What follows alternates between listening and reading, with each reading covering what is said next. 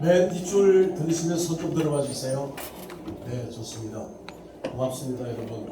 마음을 한번 모아보겠습니다. 두 손을 들어봐 주시겠어요?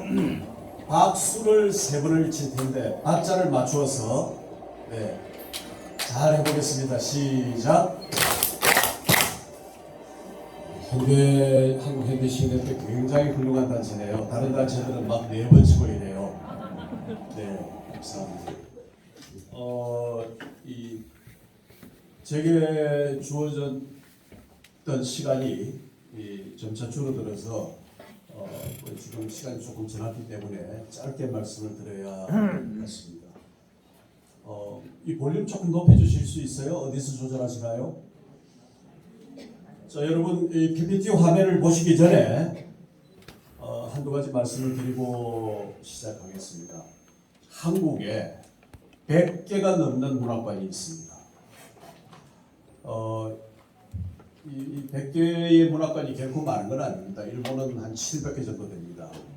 그런데 이 100개가 넘는 문학관을 다 다녀보지는 못했지만 큰 문학관은 되게 제가 다 가봤는데 이 문학관이 보여주는 것은 그 작가의 일생과 그 작품 세계 또 사회적 영향력 뭐 이런 것들입니다.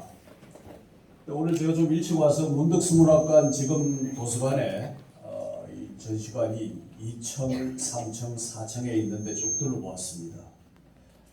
대단히 훌륭합니다. 규모에 있어서 이 정도 전시관을 갖춘 곳은 잘 없습니다. 그리고 컨텐츠가 휴기본 도서도 많거니와 그것을 체계화해 놓은 아주 공을 들인 그런 전시관이었습니다.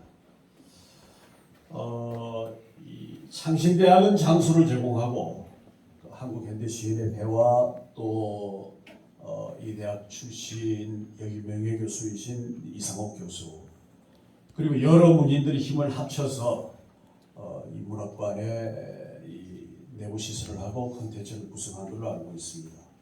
이를테면 문덕수 문학관이 기본적으로 원래 이 대학에 있었지만 오늘 이렇게 새롭게 중건 형식으로 문을 열게 된 것은 그 뒤에 보이지 않는 아름다운 이야기들이 미담이 숨어 있습니다.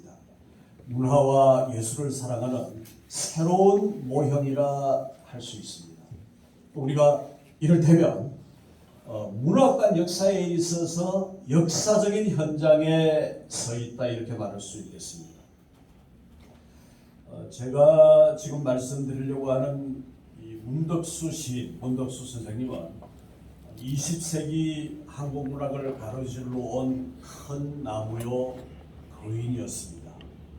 이분의 작품 세계를 여러 가지로 조명할 수 있지만 첫 번째는 리얼리즘적 세계관이라고 하는 것이 있습니다. 이게 뭐냐면 이분이 살았던 그 시대가 격동의 시기였고 특히 6.25 동란, 한국전쟁이라고 하는 이 동족 상잔 비극의 현장에 직접 몸을 담고 있었기 때문에 이와 같은 현실적 체험으로 자기에게 육화되어 있는 것을 시로 또는 비평으로 학문 연구로 표현하는 데 있어서 이분이 리얼리즘적 세계관을 가지고 있었다라고 하는 것, 사실적인 방식의 시각을 가지고 있었다 하는 것을 먼저 전제할 수 있습니다. 그 다음 두 번째로 이분은 외국의 이론과 또 당신이 능통했던 여러 외국어들을 동원해서 새로운 문의 이론, 새로운 시대의 조류를 짚어내는 문의 이론, 이를테면 모더니즘에 있어서 그 이론을 정립하고 작품을 통해서 이것을 실현한 새로운 경지를 개척한 겁니다. 그러니까 리얼리즘이라고 하는 하나의 맥이 있는가 하면 모더니즘이라고 하는 또 하나의 다른 맥을 가지고 있는 이런 분이죠. 모더니즘, 이제 현대주의 이렇게 억지스럽게 번역을 할 수도 있겠습니다만 요약하면 이것입니다. 리얼리즘은 무엇을 말하느냐에 중점이 있습니다. what이 목표입니다. 아니면 why, 왜 이걸 얘기해야 되느냐 이런 것이 이제 리얼리즘의 중심 관점이라면 모더니즘이라고 하는 것은 how입니다. 어떻게 표현하느냐, 이것을 어떻게 드러낼 것이냐 하는 예술적 기법의 문제가 모더니즘이다 이렇게 말할 수 있겠습니다. 그러니까 이분은 20세기 한국 문학의 새로운 형상, 진로에 대해서 끊임없이 고민하고 있었고, 이 1930년대에 김광률을 비롯한 모더니즘 시운동과도 같은 그런 새로운 문해운동. 이 모더니즘 운동은 그러나 모더니즘 자체만을 추구하는 것이 아니라 자신이 겪으면서 살았던 그 시기의 리얼리즘이라고 하는 문제와 결합해서 이렇게 이 양자를 조화롭게 문학의 형상으로 축조해내는 이런, 이를테면 우리가 이 동양 고문헌에서 이와 같은 이 설명을 찾아보자면 이를테면 중용이라고 하는 것. 중용은 여러분 둘을 합쳐가지고 반을 자르는 게 아닙니다. 중용은 양자가 합쳐져서 변증법적으로 새로운 차원을 지향해 가는 것이 올바른 중용입니다. 이제 이런 이 문덕수라고 하는 이 문인이 학자이자 교수라는 측면, 또 시를 쓰는 문인이라고 하는 측면, 그리고 이를테면 행정가로서 문해진흥원장을 맡아서 여러 가지 일을 하신 이 삼박자를 모두 다 감당해낸 그런 분입니다. 그러니까 사실은 이분에 관해서 우리가 한국 문단이 이론가나 연구자들이 조금 소홀하지 않았나 하는 느낌이 없지 않습니다. 그래서 그 내용을 살펴보고 공부를 하면 할수록 문덕수라고 하는 시인이 대단한 어른이었다라는 것을 저는 손가락 끝을 바늘에 찔리듯이 명료하게 느낄 수가 있었습니다. 이와 같은 분을 여기 창신대학에서 모시고 있고 여기 도서관을 이렇게 중흥의 형식으로 개관하게 되었다고 하는 것은 대학에 있어서도 영광이거니와 우리 여기 경남문인협회 이달균 회장님도 와 계시는데 경남의 문인들로서도 영광이고 저는 그렇게 생각합니다. 그리고 더 나아가서 우리 한국의 문단이 늦게야 이미 했어야 할 일을 하고 있다라고 하는 만시지탄의 감이 없지 않으나 그러나 참으로 다행한 일이다 이렇게 생각이 됩니다. 제가 준비한 영상을 보면서 말씀을 드리겠습니다. 벌써 여러분 지금 10시 45분이기 때문에 저에게는 10분밖에 시간이 남아있지 않습니다. 이순신 장군은 13척의 배로 300척의 이 외선을 물리치고 이겼는데 그때 신에게는 아직도 13척의 배가 있습니다. 이런 장계를 올린 적이 있습니다. 여러분 제게는 아직 10분의 시간이 있습니다.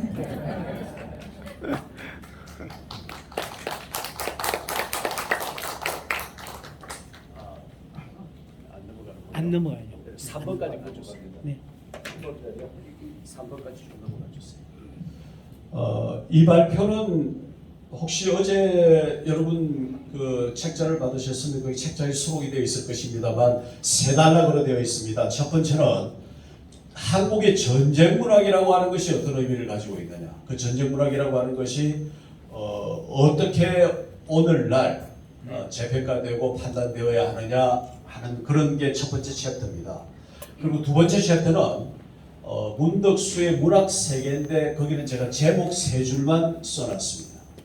그 다음에 이제 세 번째 챕터가 한국현대시인협회가 준비한 그 주제에 맞도록 6.25 동란과 문덕수의 문학이라고 하는 이제 그런 내용인데 이게 지금 3번까지 갔나요? 네, 3번입니다. 2번에 돼 있다. 아니요. 챕터 3까지 3페이지가 아니고 쭉쭉 넘어가세요. 끝부분 넘어가십시오.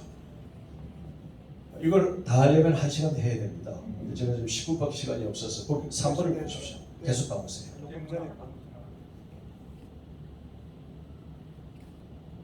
조금 전에 거꾸로 마셔야 될 텐데 거꾸로 돌아오세요. 조금 더. 됐다. 그 3번. 됐어요. 빠른 속도로 말씀드리겠습니다. 문덕수 선생의 후반기 역작 장시 우체부를 모두 아실 것입니다. 요즘은 우체부라는 말을 안 씁니다. 간호부라고 하지 않고 간호사라고 하듯이 우체부, 우편배달부라고 하지 않고 식배원이라고 합니다. 근데 이게 참 별거 아닌 것 같지만 그것을 받아들이는 쪽에서는 매우 예민한 문제여서 여러분 장애자라는 말을 절대 안 쓰는 거 아시죠? 반드시 장애인이고 장애인의 반대는 비장애인입니다. 예, 반드시 그렇게 써야 됩니다.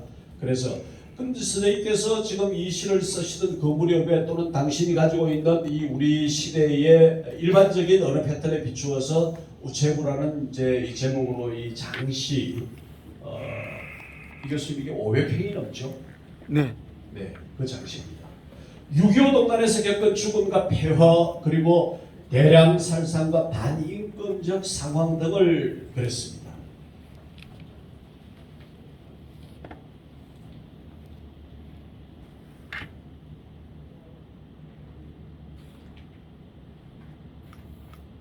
피해되는군요.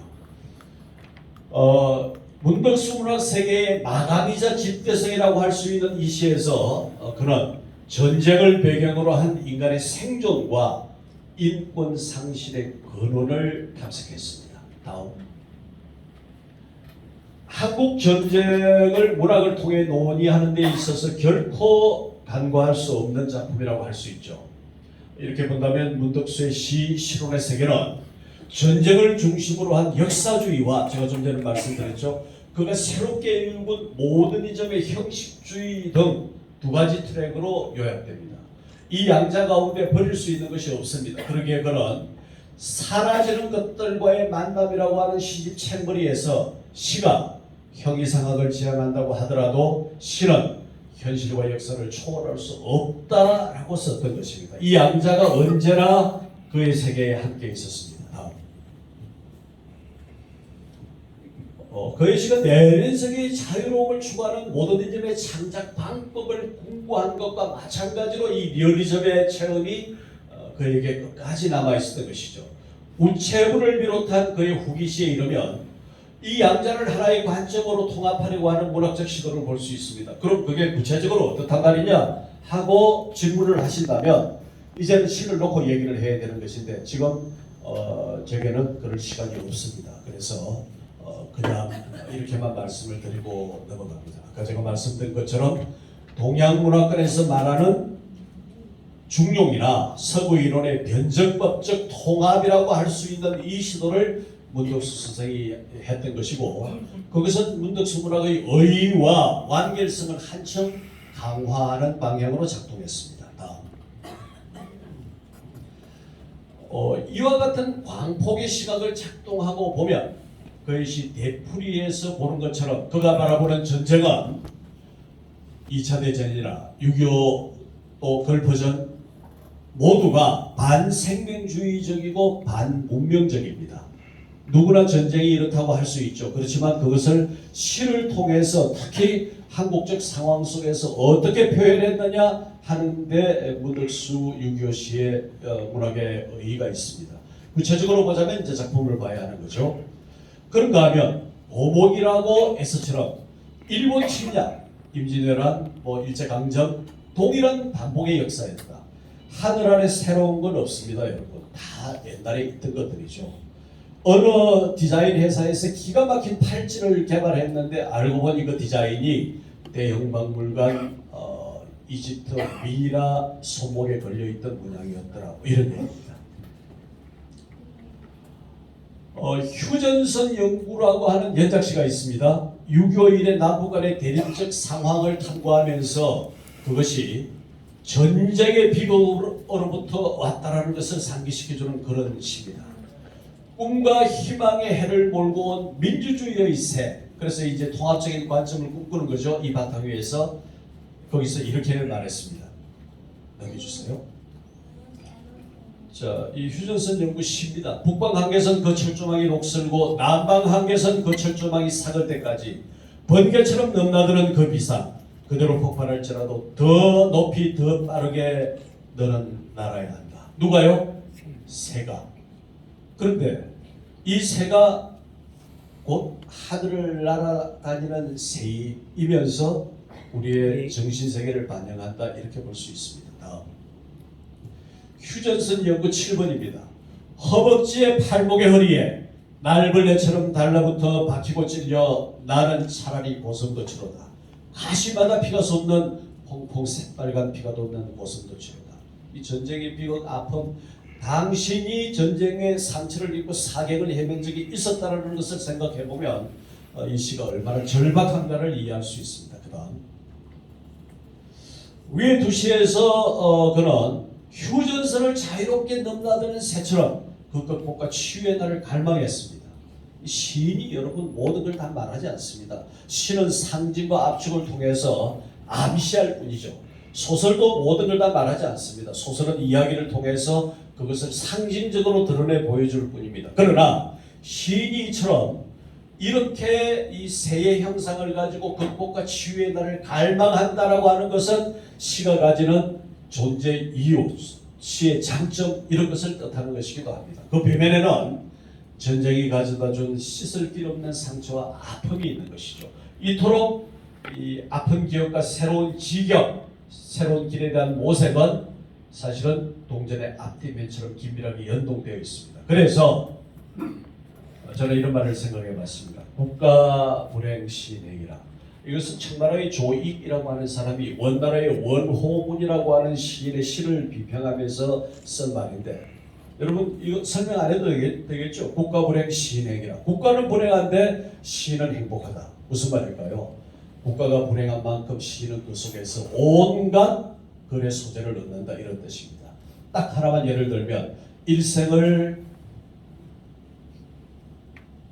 고향을 떠나서 가족을 떠나서 외롭게 방랑의 길을 걸었던 중국의 시인 두보가 그러했기 때문에 그 세상에 이 전쟁이 일어나고 있는 온 천하를 바라보면서 시의 역사, 시사라고 불릴 만한 이를테면 인류사에 남을 만한 시패들을 남겼다, 이런 얘기를 할 수가 있는 것입니다. 그럼 문덕수 선생의 꽃잎새기라고 하는 이 책에서 밝힌 것처럼 DMZ 문학의 가능성에 관한 언급, 이 DMZ가 이를테면 그냥 분단의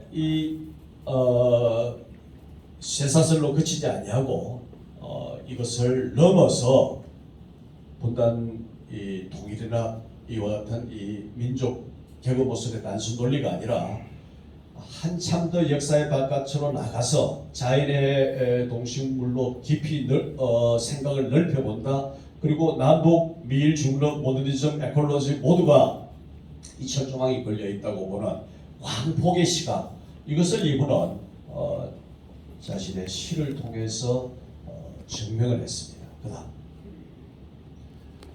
문덕수의 시, 특히 후기시는 6.25 동단의 직접적인 경험을 반영해서 전쟁 상황에 대응하는 문학의 책무를 다했습니다.